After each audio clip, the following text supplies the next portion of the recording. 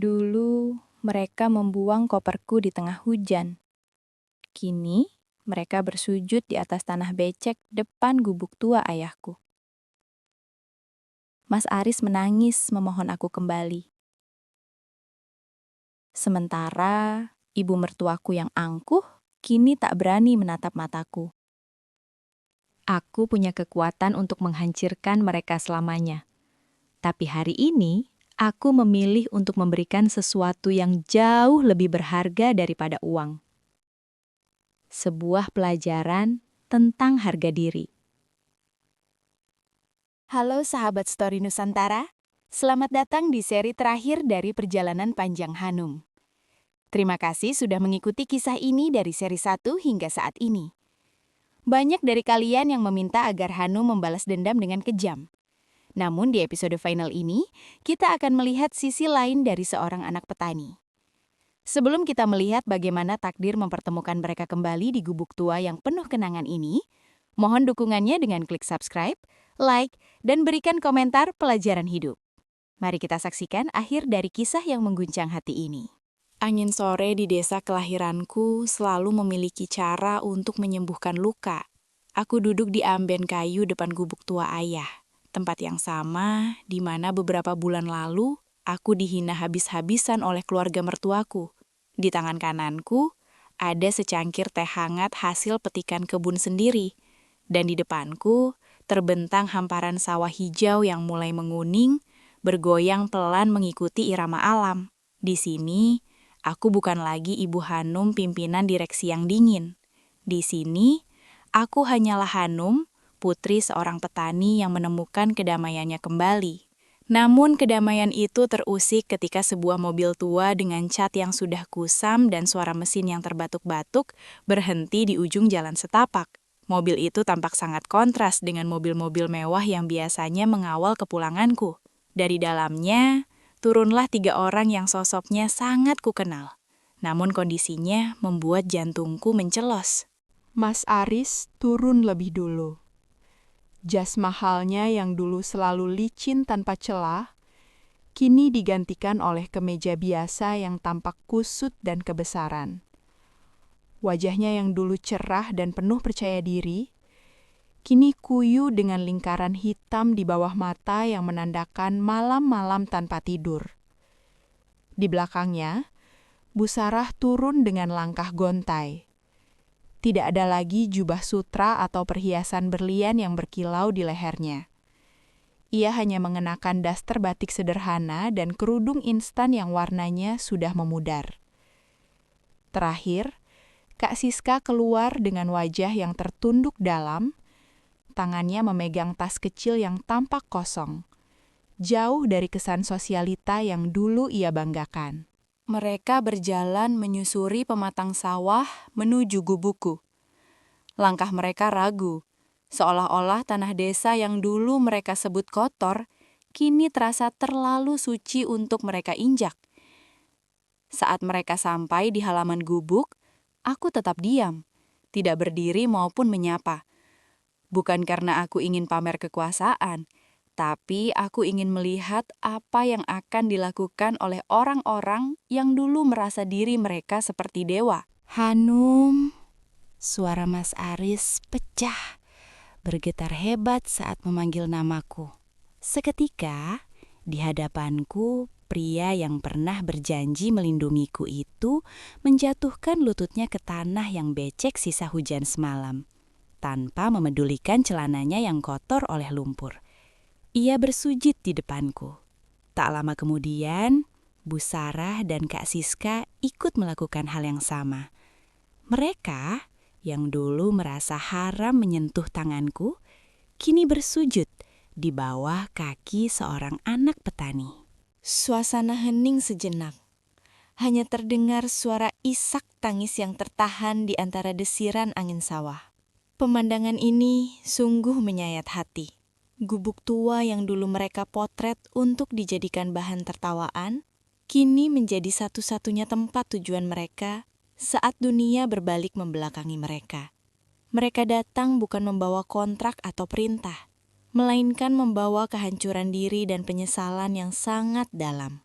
Di tanah desa inilah, di depan gubuk tua ini, drama kesombongan mereka resmi berakhir, berganti dengan babak baru yang penuh dengan kepahitan. Suara isak tangis Bu Sarah pecah, memecah kesunyian sore di halaman gubukku. Wanita yang dulu selalu mendongakkan dagu dan memandangku seolah aku adalah noda di lantai marmernya, kini bersimpuh dengan tangan gemetar memegang pinggiran amben kayu tempatku duduk. Debu tanah menempel di kerudungnya, namun ia tidak peduli lagi. Hanum, Nduk, suaranya parau, tercekat oleh rasa malu yang luar biasa. Ibu datang bukan untuk meminta hartamu kembali. Ibu datang karena ibu sadar ibu telah membuang mutiara demi mengejar batu kali yang berkilau. Maafkan ibu, Nduk. Kesombongan telah membutakan mata dan hati ibu. Ibu pikir harta bisa membeli segalanya, termasuk kehormatan orang lain. Tapi sekarang, ibu bahkan tidak punya tempat untuk pulang. Aku menatapnya dalam diam. Ada rasa perih di dadaku melihat seorang ibu sampai harus sehina ini. Namun luka yang mereka goreskan semalam di tengah hujan masih terasa berdenyut. Kak Siska kemudian maju perlahan, masih dengan posisi berlutut. Ia merogoh tasnya dan mengeluarkan sebuah kotak kecil yang kukenal sebagai tempat jam tangan Rolex emasnya. Ia meletakkannya di atas amben dengan tangan gemetar. "Hanum, ini jam tangan yang dulu kupakai untuk memfitnahmu. Ambil ini, jual ini, atau buang ini ke sungai. Aku tidak pantas memakainya lagi.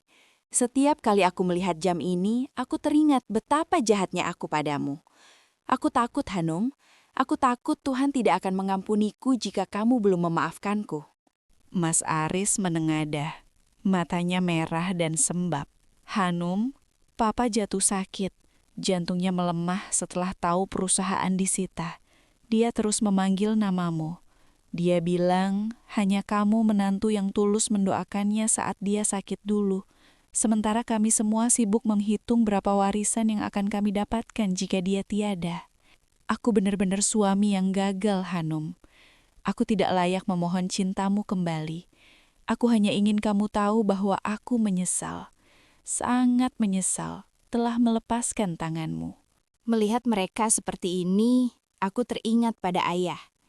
Ayah selalu mengajarkan bahwa membalas dendam dengan cara menghancurkan orang yang sudah hancur tidak akan membuat kita lebih tinggi dari mereka.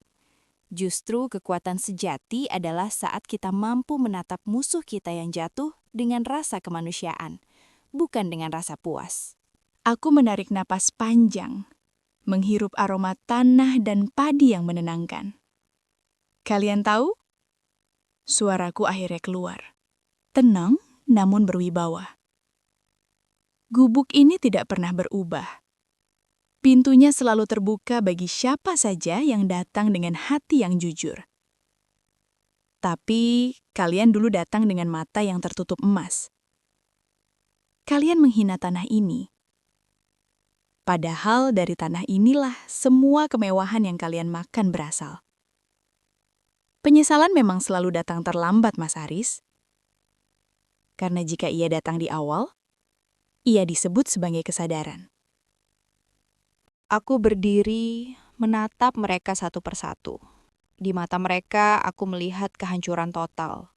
Bukan hanya kehancuran finansial, tapi kehancuran harga diri yang selama ini mereka dewakan. Mereka telah kehilangan segalanya, dan yang tersisa hanyalah penyesalan pahit yang akan mereka bawa seumur hidup. Di depan gubuk tua ini, mereka akhirnya menyadari bahwa setinggi apapun gedung yang mereka bangun, jika tidak memiliki fondasi adab dan kasih sayang, maka gedung itu hanyalah istana pasir yang akan runtuh saat badai kejujuran datang menerjang. Suasana hening menyelimuti halaman gubuk tua itu. Hanya terdengar isak tangis yang mulai mereda, berganti dengan penantian cemas dari keluarga Broto yang masih bersimpuh di atas tanah.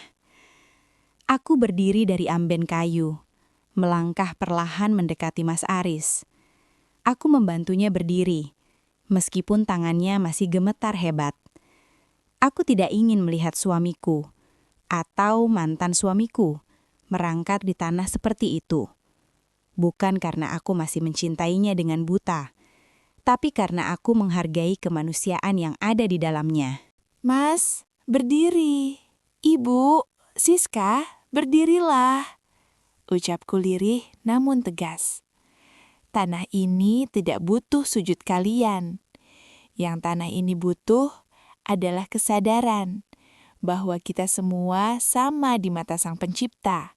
Aku merogoh saku gamis sederhanaku, mengeluarkan selembar surat yang sudah ditandatangani oleh tim hukum lumbung sawit Nusantara. Aku menyerahkannya kepada Pak Broto yang sedari tadi hanya tertunduk di dalam mobil karena malu.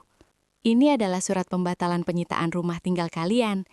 Aku sudah melunasi hutang bank atas nama pribadi. Setidaknya, ibu dan papa tidak perlu tidur di jalanan. Kalian masih punya tempat untuk pulang. Mata Bu Sarah membelalak. Ia seolah tidak percaya bahwa orang yang ia usir di tengah hujan badai justru menjadi orang yang memberinya atap untuk berteduh. Hanum, kenapa? Setelah semua yang kami lakukan, kenapa kamu tetap menyelamatkan kami? Aku tersenyum tipis, menatap hamparan sawah milik ayah yang luasnya tak bertepi. Karena jika aku membalas dendam dengan membiarkan kalian menderita di jalanan, maka apa bedanya aku dengan kalian yang dulu? Ayahku mendidikku untuk menjadi petani yang menanam kebaikan, bukan penanam kebencian. Harta ini adalah titipan, dan aku hanya menggunakannya untuk memulihkan martabat yang sempat hilang. Mas Aris menatapku dengan tatapan penuh harapan yang menyakitkan. Hanum, apakah itu artinya kita bisa mulai lagi dari awal? Aku berjanji akan meninggalkan semua kemewahan ini dan tinggal di desa bersamamu. Aku akan belajar bertani. Aku meletakkan jari telunjukku di bibir, mengisyaratkan agar ia berhenti bicara. Mas Aris, aku sudah memaafkanmu. Tapi memaafkan tidak selalu berarti kembali. Pernikahan kita bukan hanya tentang status, tapi tentang kepercayaan. Dan semalam, saat pintu rumah itu tertutup, dan kamu hanya diam melihatku kedinginan, fondasi kepercayaan itu sudah runtuh menjadi debu. Aku akan tetap menjadi Hanum yang kamu kenal, tapi aku bukan lagi istrimu. Aku menyerahkan kembali kotak jam tangan milik Siska. Bawa ini, Siska. Jual dan gunakan modalnya untuk membantu Mas Aris membangun kembali bisnis kecil-kecilan. Mulailah dari nol, tanpa kesombongan, tanpa harus memandang rendah orang lain.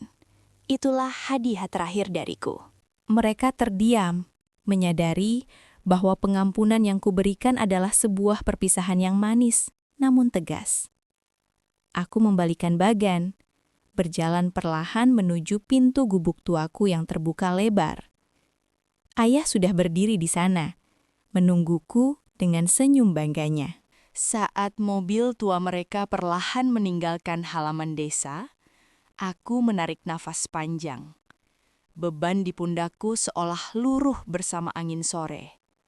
Aku memilih tetap di sini, di gubuk tua ini, menjadi anak petani yang merdeka. Karena bagiku, kekayaan sejati bukanlah tentang seberapa banyak orang yang menyembah di kakimu, tapi tentang seberapa besar jiwamu mampu merangkul mereka yang pernah menjatuhkanmu. Kisahku di kota telah usai, dan di sini, di bawah langit desa yang luas, hidupku yang sebenarnya baru saja dimulai. Teman-teman, akhir dari sebuah perjuangan bukanlah tentang siapa yang menang atau siapa yang kalah, tapi tentang siapa yang berhasil menjaga hatinya tetap bersih di tengah badai. Memaafkan adalah tingkat tertinggi dari sebuah pembalasan. Jangan pernah biarkan keburukan orang lain mengubah dirimu menjadi orang jahat.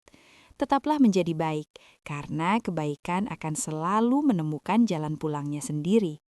Terima kasih sudah mengikuti perjalanan Hanum dari awal hingga akhir. Kisah ini mungkin fiksi, tapi pelajaran di dalamnya sangatlah nyata. Semoga kita semua bisa mengambil hikmah untuk selalu menghargai sesama tanpa memandang kasta. Jangan lewatkan cerita baru kami yang akan tayang minggu depan dengan tema yang lebih seru dan menegangkan. Pastikan kalian sudah subscribe, like, dan share video ini jika menurut kalian kisah Hanum menginspirasi. Sampai jumpa di kisah berikutnya. Tetaplah rendah hati dan salam literasi.